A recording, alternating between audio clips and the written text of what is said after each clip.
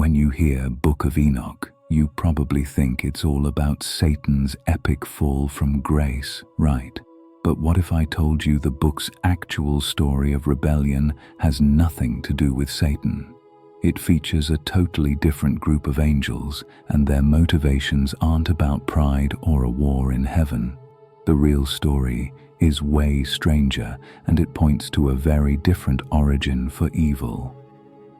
Today, we're digging into what the Book of Enoch really says about the fall of the angels, and trust me, it's not the story you've been told.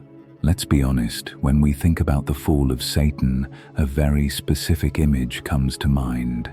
We picture Lucifer, a powerful archangel consumed by pride who declares war on God. This is the epic tale we've seen in art and literature, famously captured in John Milton's Paradise Lost and pieced together from verses in the Bible. It's a cosmic battle that ends with the great dragon, that ancient serpent who is called the devil and Satan, getting thrown down to earth. It's the ultimate story of a single cosmic bad guy. But here's the twist. That's not the story you'll find in the Book of Enoch. The version in Enoch is much older and honestly, a lot weirder. In the oldest part of the Book of Enoch, called the Book of the Watchers, the story of the fall is completely different. It doesn't kick off with a rebellion in heaven, but with a secret conspiracy on earth. It all starts with a group of 200 angels, the Watchers, sent to keep an eye on humanity. But while they were watching, they started lusting after human women. Their leader wasn't Satan, his name was Shemyaza, and Shemyaza was apparently worried he'd be the only one to take the fall for this. So he got the other Watchers to make a pact. On top of Mount Hermon, all 200 of them swore an oath to go down together, take human wives, and have children, no matter what.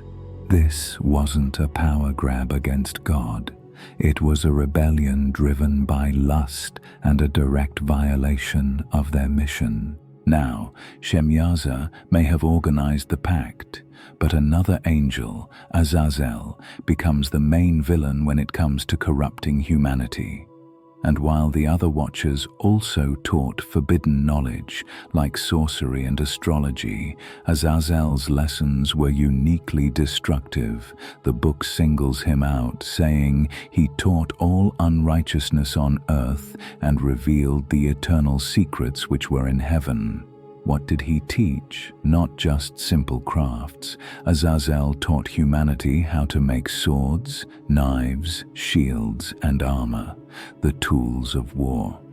He also taught the arts of vanity, showing people how to make and use cosmetics. So you have this one angel who is directly responsible for introducing warfare and deception to the world. It's a completely different source of evil. Not a cosmic battle for power, but a direct education in corruption that awakens the worst in humanity. And this is where things get really bad.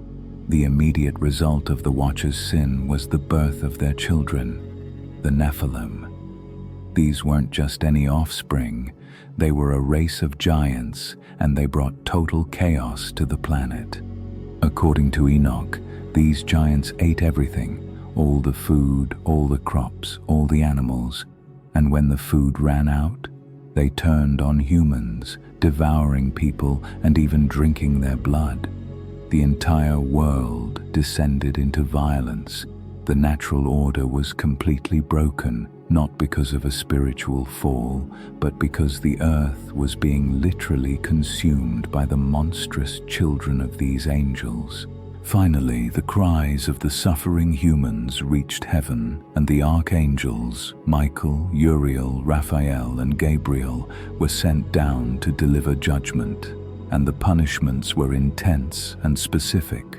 Shemyaza and his followers were bound and thrown into the dark valleys of the earth, where they'd be imprisoned until the final judgment.